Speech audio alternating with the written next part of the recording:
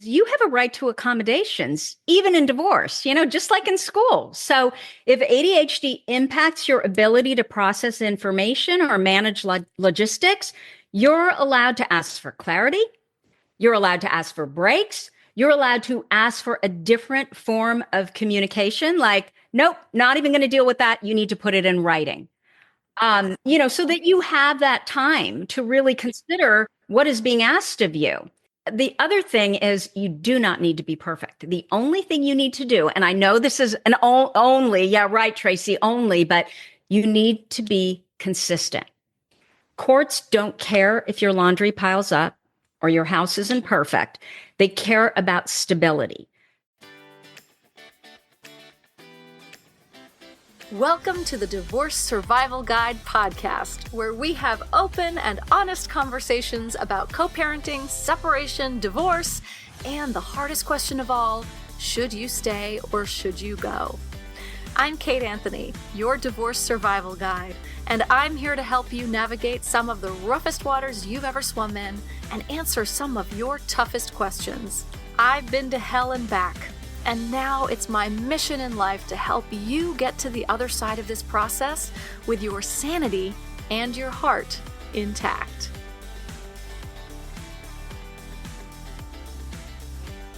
Hey everyone, welcome back. I'm really excited to bring you this conversation with my friend Tracy Otsuka. She is back on the show for another conversation about ADHD and women. Why it is so often misdiagnosed or completely missed in us, and how trauma can mimic or amplify ADHD symptoms, and what you can actually do to function and advocate for yourself if you're dealing with ADHD and or trauma during divorce. Because this can be a really big thing. It's like you're in your trauma brain, you don't know how to executively function when you're dealing with intense trauma. And then if you have ADHD on top of that, you're like up Schitt's Creek, right? Or it can feel like you are. And you're supposed to be organized and documenting and doing all this paperwork. And oh my God, how? So never fear, Tracy is here. And she's going to help us break down the importance of understanding how your brain is wired, why traditional systems usually fail neurodivergent women, and how to build supports that actually work for you, especially during divorce, especially if you're dealing with a high conflict ex who may even be weaponizing your ADHD and or trauma brain against you. So good stuff. Listen up. Here's my conversation with Tracy Otsuka. Tracy, thank you so much for coming on. I love talking to you always. We always get into these really rich conversations, so I'm excited to talk to you again. Well, I'm delighted to be here again. So, all right, let's talk about, we have talked about this a bit, but I want to kind of recap a little bit about how ADHD shows up in women and how that might differ certainly from what we see in our men, in our teenage boys, all of that. How does it look different for us? So first of all, it looks different because 75% of us are undiagnosed. So that means we don't even know we have ADHD because, again, it looks different in women than men and girls versus boys. So we have 2 times the rate of inattention. That can look like your absent-minded professor. So instead of the outward hyperactivity where you're annoying and you're getting all the services, you might be sitting in the back of the classroom as a child or teenager in your own fantasy world. We have this weird edge in our life. Yes. And so we may not even know that we're in school, let alone what class we're sitting in, because all of a sudden we go off, into this little fantasy world. The teacher will call on you and you're like, oh, you don't even realize that you're supposed to be paying attention and that you are not paying attention. And often we can't pay attention. So what ends up happening is after school, we go home and we have to teach ourselves the work because we didn't hear anything that the teacher said. I often say that ADHD is a wonderful bellwether for fantastic teaching because it almost doesn't matter what the subject is at times. If you have a teacher who is engaging, who is fun, who is interesting, you actually can pay attention, even to things that maybe aren't that interesting to you. And that's why a lot of us will be like, oh my God, why did I do so poorly in all these subjects? But look, I got the highest grade in the class here. That was me with trigonometry. How in the world did that happen when I hated math? It was the teacher who happened to be a nun. Go figure. Oh my gosh, that's amazing. Yes, I so relate to all of that. I relate to all of that. Yes. Yes. So what happens is because we internalize our symptoms versus boys externalize them, right? And because they're so annoying, the adults in their life are like, go fix that kid. We can't deal with him in the house. We can't deal with him in the classroom. Let's send him to a doctor and let's get him some services versus girls.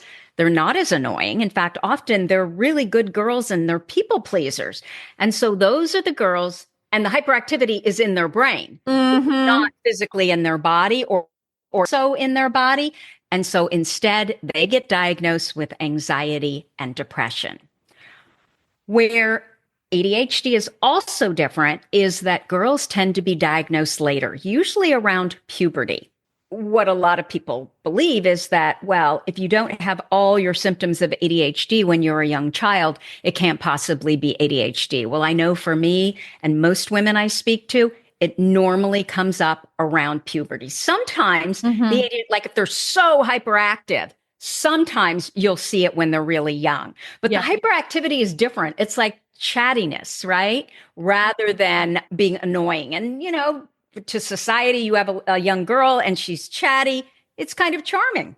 Right. So nobody sees it as a symptom of ADHD. And then finally, part of the reason why we tend to see ADHD symptoms rear their heads more in puberty is because what we have discovered is that estrogen modulates dopamine. Dopamine is what our brains don't make enough of, or we process it differently.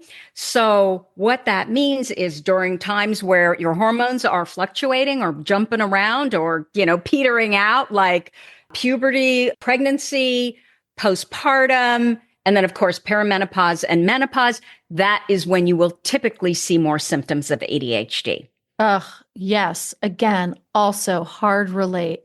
It was perimenopause and menopause that really made me go, wait a minute, there is something wrong. And then all of it made sense in the context of my life in the rearview mirror. I was like, oh, that's why I always felt stupid in school because I felt like I just never knew what was going on. Yeah. I was always lost. And what I want to make clear, though, Kate, is for some women, so the ADHD brain is a brain of interest.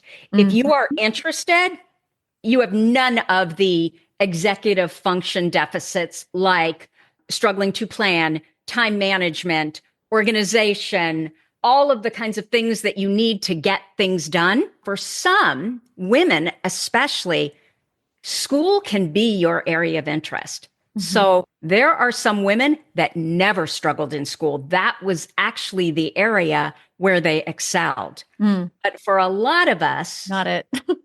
Well, usually too, ADHD comes with some learning differences. So it might be that you also have dyslexia or you have some sort of visual processing issue. I don't know that I had those, but I definitely had I was spacey. I couldn't pay attention unless I had a teacher who was really engaging and really interesting. You're right. I think even in subjects, like I had a math teacher made us put away our notebooks and pencils, never let us take notes. And she's like, I want your attention here. And she would explain things and and it was logic based. It all made sense. It started here, it built to this, and all of it made sense. And I aced math that year. Other years, not so much because I had no idea what was happening. And were you always wondering, Kate, what the hell? Why was I able to ace that math class? Like, what did you attribute it to? I really attributed it to her not allowing us to take notes. So then I would try that in other classes and then I would be lost and spaced. And it never occurred to me that it was because she was so dynamic and interesting. So it's all fascinating. And you love that class, I suspect, right? Oh, I So you were in loved it. positive And emotion. absolutely. I loved her. I loved everything. And she was strict and Uh-huh. she was a tough teacher, but I loved her. You Totally loved her. respected her. Yeah, for That's sure. a big one for us. Yes, absolutely. Yes, exactly. So I want to shift a little bit to divorcing women. And very often, I think, especially women who are going through high conflict divorce, their brains have been in a trauma response for so long. High conflict divorce, in my book, is usually one in which there is domestic abuse happening, because usually the conflict is only coming from one direction. So, in these cases of domestic abuse, when women have been, psychologically tortured, controlled, manipulated, all of the things for so long, their brain is in a trauma state, which looks a lot like ADHD. How do we know the difference? How do we know which is which, and how do we differentiate? How do we better treat one versus, does it matter? It does. And what I do want to offer is, although I have not personally been through divorce, I did take one of my very closest friends through, it was everything. It was domestic abuse. It was financial abuse. It was really sickening, is what I can say. And so having been there firsthand, where literally I was fearful for my life, so I can't even imagine how she must have felt. And those children, everything is kind of through that lens when I'm answering these questions for you. Yes. ADHD, and she had both ADHD and boatloads of trauma.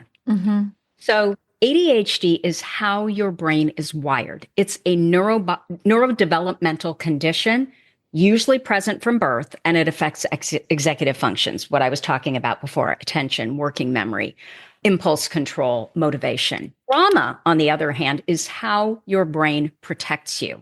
It's a learned survival response after something overwhelming or unsafe has happened. And this, trauma shifts your nervous system into fight, flight, freeze, or fawn. So an ADHD brain says, I can't focus because I'm bored or distracted. A trauma brain says, I can't focus because I'm in danger. ADHD is the inattention is because your brain is understimulated. Trauma inattention is because your brain is overstimulated. So the ADHD brain seeks stimulation. The trauma brain is seeking safety.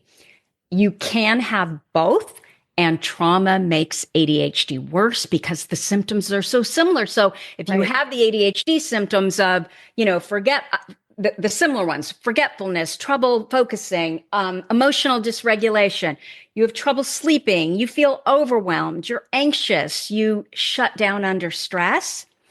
But this is where they're different. So for the ADHD, it's distracted, impulsive, time blind. You crave novelty. You're quick to react, but also really quick to reset. Versus trauma, you're hypervigilant. You have flashbacks. You shut down emotionally because it's the only way that you can cope. You avoid anything that might trigger this further feelings of unsafety, and you get stuck the emotion. Yes. Yeah. When you're experiencing one or both of these things at the same time, right? And you still have to function in your life. With ADHD, we still have to function. We have to figure out, and I love your work on this, about figuring out what works for you, because what works for me doesn't work for you, doesn't work for my son, doesn't work. Our brains are all different. And as soon as we find something that works for us, then we get bored of it and have to change it anyway. So how do we continue to function through ADHD and or trauma? Is the work to access our executive function the same, or would that be different too? Well, I think you were the one that said this to me when you were on my podcast, that sometimes there's so much trauma that you can't focus on anything, right? And so to expect someone who is in trauma and has not successfully started to process it to suddenly work on, your executive functions and how to get things done, you're just setting them up for failure. the first part of it is teaching them how to get into their body, right? And Mhm. feel safety there versus, by pausing and breathing and frankly getting therapy. Yeah. And getting out. I have so many women who are trying to do the healing work while they're still Oh, in and you can't heal from trauma that you're still experiencing because it's actually not safe to do so. no, So you really can't do that work. You can't regulate your nervous system when you're still experiencing the abuse, no. mainly because it's really not safe. Like you shouldn't. Well, there's a reason why you're Right. There's a feeling reason you're unsafe, hypervigilant. That's right. Yeah, That's right. exactly. Exactly. And that can be so confusing because the executive function required to organize your life in such a way to get out, right? I mean, and this is why I do what I do, right? I help women get through all of that so that they can make the plan, so that they can leave. And yes, they must also have a therapist. Sorry, we're going to work, you're going to have the whole team Yeah. to guide you through this because it requires that much scaffolding. Just knowing that you're not alone Yeah, that's right. and someone's done this before you. Like it's the hope, right? That Yeah. when hope is gone, that's when you can't get out of your own way. But just a little tinge of hope out there in the horizon, someone who's done something similar to what you need to do now and can tell you this is doable. You're not going to recognize your life in the next 6 months. That's right. And that's why I love, and I'm sure, I know that you do group work too, right? I love doing group work. I just came back from running a retreat and there were women at all stages of this. And there was one woman who was at a very early stage and the rest of the women just rallied to move her Yes. through, right? Yeah. And I think that's the beauty of women to begin with. It's the beauty of group work. It's it's the power of the collective, which I think is just so much more, it is so much more powerful when and I love that the way that you pinpointed that it's hope. It's hope. And it's borrowing strength. Totally. And our best purposes give meaning to our past. So if you've been through something like this woman is now going through, how can you want to do anything but help? That's right. Mm-hmm. Because it makes you feel better too. Right. Of course. There was not a reason that this happened, but something good can come from it. That's exactly right. Yep, absolutely. So, I mean, really, trauma and ADHD, while they may symptomatically be similar, they're so different structurally, causally, that we can't really treat them the same. Well, the thing is, everybody's different. I have worked with women who have been in therapy for decades and nothing seemed to work.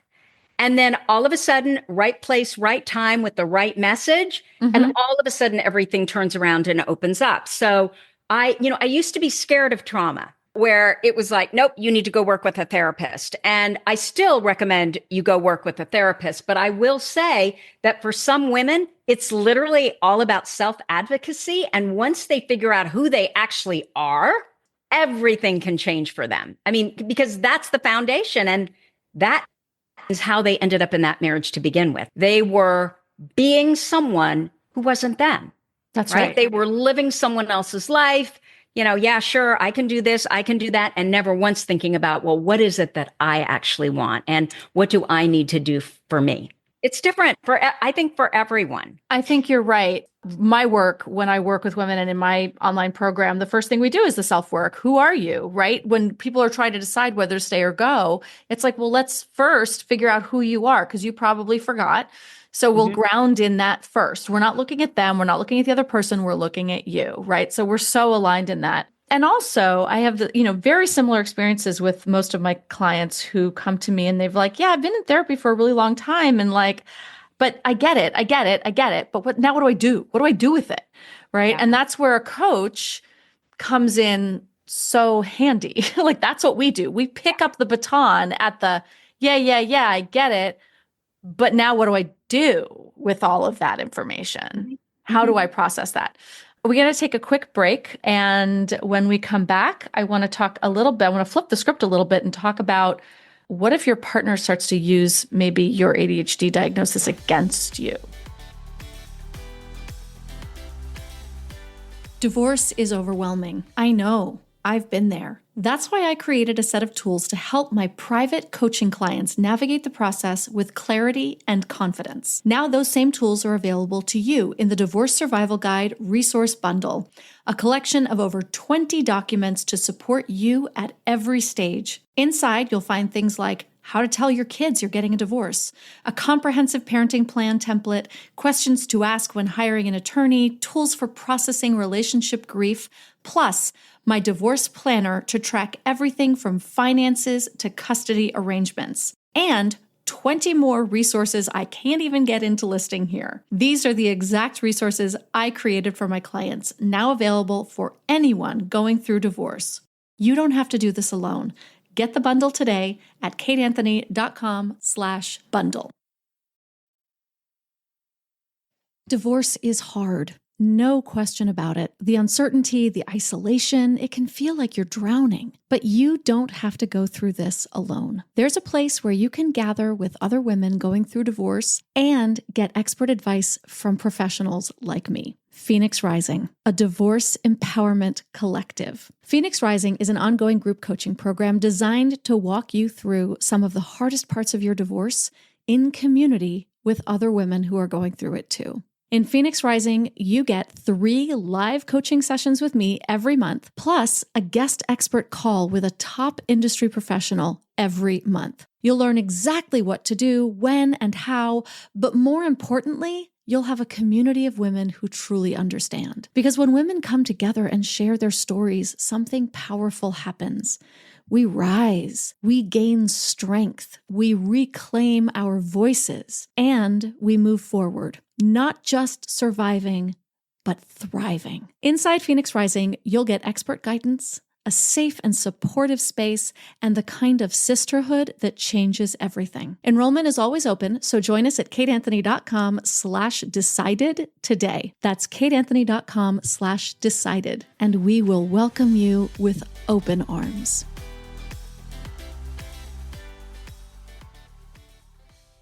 Okay, we are back. So before the break, we were talking about our brains and trauma and ADHD, and I want to flip it a little bit. I know that the ADHD in us can be weaponized against us. It can be weaponized by teachers, by whoever, professionals, right? And also by spouses. Mm-hmm.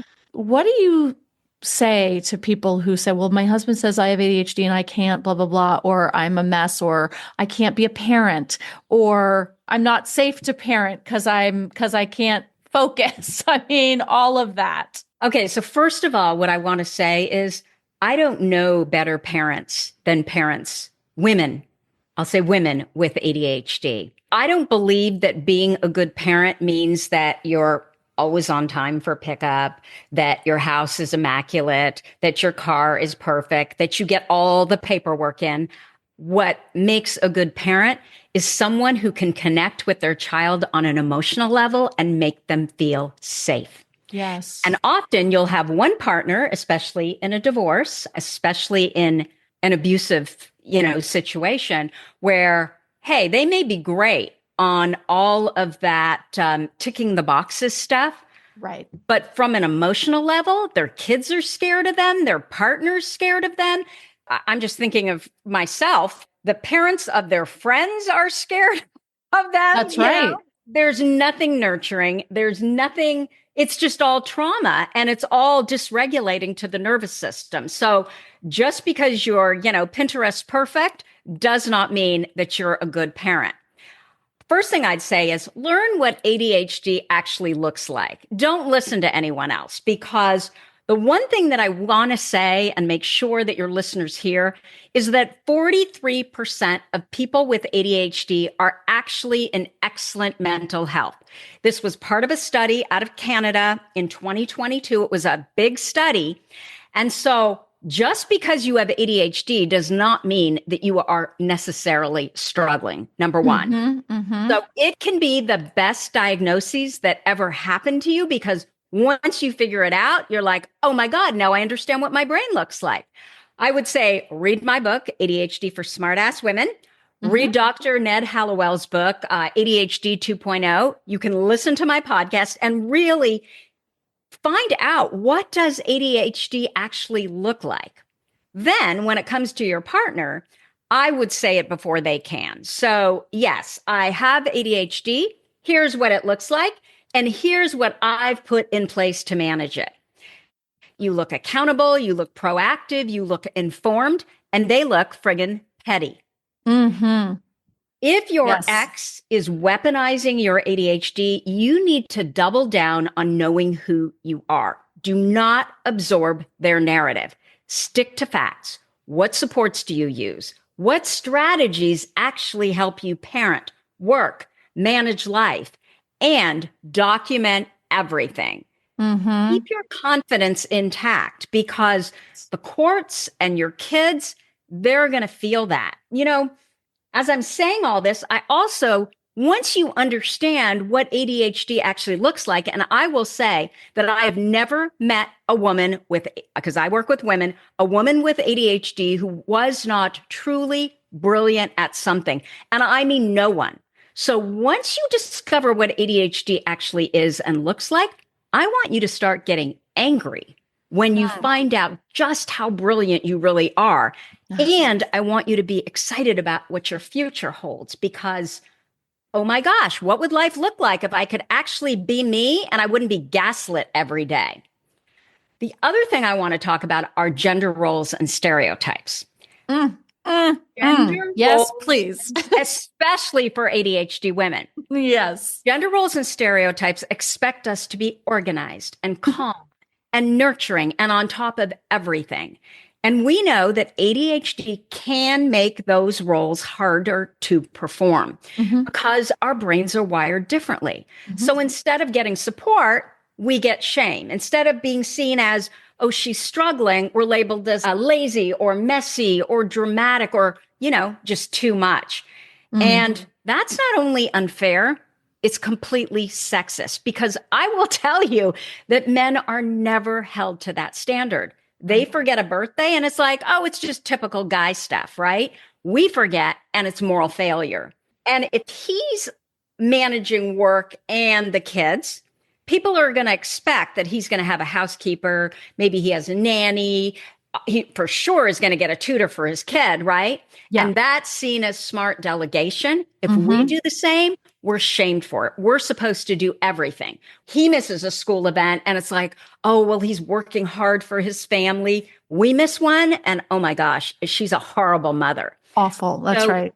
It's a That's double right. standard. And when you layer ADHD on top of it, it's a minefield of guilt and shame that men they're just rarely ever asked to carry it. One of the things that I also really feel strongly about is that we own the narrative of our own lives with information and knowledge, right? And so often when we've been in an abusive relationship, when someone weaponizes our quote failings, right? If ADHD is seen as this failing and that we're not living up to whatever expectations societally or, within the family, we're somehow failing and we absorb it when we don't know who we are and we don't know our brilliance and we don't know. Now, if someone were to tell me that I was somehow a failure in whatever, I would be like, first of all, fuck all the way off. Right. And secondly, I struggle with these things, but also I'm really fucking good at X, Y, and Z because I know myself and I know where I struggle and I know, right. But when I was in an abusive relationship with somebody who, might have been weaponizing those things against me, I would absorb it and I would take that on. Yep. And that would become my reality. So somebody else is dictating my reality. When I'm not clear on my own reality, I am very susceptible to having it be dictated to me. Yeah. And I think most women are just because of societal structures and how we're raised. We're supposed to be good girls. If we're too loud, too much, too, opinionated, society typically doesn't like that. And a lot of women with ADHD, I mean, you have two types. You have kind of the more ball buster kind who just say what they think. That would be me. And kind of, the ramifications come down after that. But you can also have women with ADHD. Again, they tend to be more inattentive that kind of just keep to themselves and are more fearful because they're so afraid of making a mistake. So they become perfectionistic. And that means that, their feeling is, I'm not going to do anything because if I can't do it perfectly, then I'm going to get criticized for it. So That's right. I'm not going to do anything that I want. I'm just going to go along and follow along because if I do what he tells me I should do, at least if something bad happens, I can basically blame it on him. So we develop this like learned helplessness. Yes, absolutely. And then, of course, in an abusive relationship, you can't blame it on him because it's still your fault no matter what. Exactly. So, it doesn't work. The message here, the theme is, if you know yourself and you understand how you function and you understand what you're really great at and maybe what you might need some supports at, then nobody can tell you anything else and you can be really, really successful. And you build structure and systems around what you need to get done. I was sitting down, I'm a lawyer by background. And so I was sitting there thinking, what would I advise for someone who's going through a divorce? Like now that I know what I know about my friend and kind of what happened, we didn't have this app then, but I'm curious, do you recommend that they use chat to track everything? Not necessarily to track. How would you track? Okay, so I was thinking about I'm interested in this, but I do use chat for everything. Yes, same. I have no working memory. And I can't remember who I interviewed last week and what did we talk about? And they just all blur into one. 100%. And so I was sitting there thinking, what would I advise my friend to do today? Because what she would do is she would give me stuff and then I would save it. And then at times I would lose it, and I'd put it here and put it there. Today, I use chat for everything. And so I would use it to track everything, keep it all in one place because the problem is trying to organize your brain. Yes. The first thing I would say is don't use last names. But what I would do is I would create a project in ChatGPT, probably calling it divorce. And then inside that, I would create files for the categories that you need. So a category like conversations with my ex, another one, conversations with my lawyer, maybe an evidence log, maybe my own just general notes and observations. And then every time something happens, I have chat on my phone. I would literally just speak into the chat, like add this to the file for conversations with my ex. What's today? May 5th. He yelled in front of the kids again, blamed me for the missed pickup. I stayed calm. That's it. No docs, no spreadsheets, just chat. Yes. And so the thing is, you can have it create a spreadsheet. And the beauty of this is ChatGPT remembers everything. So if from a month from now you ask, can you remind me how many times he skipped custody pickup? It'll tell you. Oh, that's amazing. I know, I didn't. It has a memory. If you want a summary for your lawyer, it can organize everything you've told it fast. And then you need to go in and make sure it's accurate. It's to the best of your recollection. But at least that way, you're not relying on your own memory. And you're not relying on willpower either. Going back to I can't do spreadsheets and all that kind of stuff. But what I can do is I can build a system that lives outside my brain and then works exactly the way my brain needs it to. This is genius. Absolutely genius, Tracy, because I have lots of different ways of recommending documentation. But I didn't realize that, because I use ChatGPT for my clients to say, put their communication into ChatGPT, ask them to pull out anything that is necessary to respond to and ask them to come up with a response, right? So that we take all the emotion out of it, or write an email to my ex-husband explaining X, Y, and Z, whatever. Put in the vomit version and then ask it to rewrite it in the non-vomit version. So I don't get in trouble. Right. The idea that you can use it to just be a placeholder for all of your thoughts, and then it can curate, documentation based on all of that stuff is fucking brilliant. And I didn't even think that it was useful for that. So that's incredible. Truly incredible. I mean, it can create a spreadsheet, and then you can also process with it. Literally talk to it, ask it questions based on the information that it already knows that you fed into it. Yes. There's another wonderful app or it's not an app, but it's web-based and it's called Amy Says, and it's AIMEE. And it is an AI chat that is trained in domestic violence. Wow. It is, yes. And it's amazing because, you can put your communication into it and say, like, what is he trying to do here? And it will say, this, and this, these are symptoms of coercive control. Mm-hmm. This is where he's trying to manipulate you. This is what he's doing. Would you like me to craft a response? Right. And so it helps you. And I have my clients use it. I say, don't read. Like, if he sends you this long, like 2-page email, please don't read it. Please don't read it, because it will scramble your brain and you'll want to respond. Don't read it. Put it into chat or Amy Says, and have them give you a summary, pulling out everything that is only necessary information about the children or whatever. Only things that I need to respond to. I suspect, though, Kate, that's probably all part of OpenAI. So chat can probably do. And the beauty of chat is it literally learns all about you. It learns all about him. And it starts, the knowledge base just builds, and there's stuff you're forgetting about what you know. That's right. That it won't forget. That's right. I mean, I totally agree. And I mean, using it for my business, right? I'll say, write me something or give me some bullet points for XYZ based on, A, B, and C. And they already know what A, B, and C is because I've told them, 6 months ago, I told them. So yeah, I love that. Oh my gosh, what an absolute gem of a tool, of a tip that's amazing. I love that. I mean, I haven't tried it for that, but as I was sitting there thinking, I was thinking about what these poor women, especially with ADHD, are going through, and just the overwhelm. Yep. Even if they're the ones that, are filing, like, it's just all the emotion. And when you got that much emotion swirling around in your brain, okay, that's really going to mess with your executive function. So absolutely, what could you do to create because we need systems and structures. We balk against them, but I'm telling you, you will become so much more emotionally regulated if you feel like you have systems, strategies, all of that to support you, the scaffolding, people like you. That's right. That's right. I love this. It's such a great tool.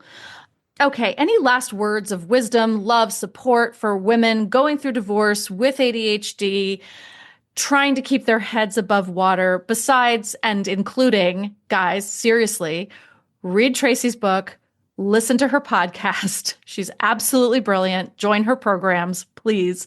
No lie. Anything else besides those 3 things? What I want to say is you have a right to accommodations, even in divorce, just like in school. So if ADHD impacts your ability to process information or manage logistics, you're allowed to ask for clarity. You're allowed to ask for breaks. You're allowed to ask for a different form of communication. Like, nope, not even going to deal with that. You need to put it in writing. So that you have that time to really consider what is being asked of you.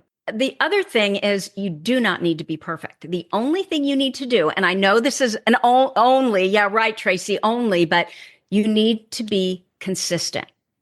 Courts don't care if your laundry piles up or your house isn't perfect. They care about stability.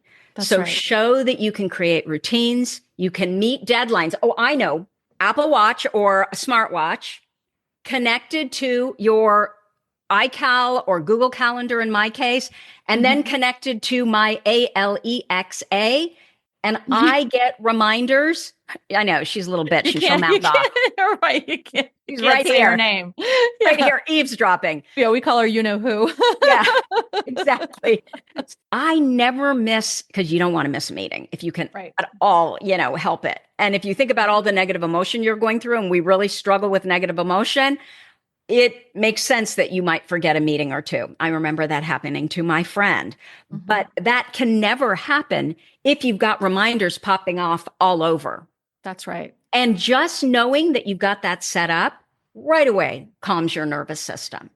That's right. I'm not going to miss pickup because I'm getting an alert for it. I'm not going to miss the dentist appointment because I'm right. All of the things that are going to be used against you. Surprise him because now you're so organized and on top of it. So obviously it was him, not you. That's right. That's right. Amazing. Tracy, where can everybody find you and listen to your podcast, read your book, all the things? So the fastest way to find all the stuff is my website, ADHDforsmartwomen.com. Yes. And everything will be there. Podcast is on all of the platforms. Tracy, thank you so much for sharing your immense wisdom here. I always love talking to you. I always learn so much from you. And I love it. I love everything you do. Thank you, Kate. Thanks for tuning in to another episode of the Divorce Survival Guide podcast. If you like what you hear, head on over to Apple Podcasts or wherever you listen in and leave me a review. And don't forget to follow me on Instagram at the Divorce Survival Guide. I'll see you next time, and until then, remember, you, my love, deserve to be happy.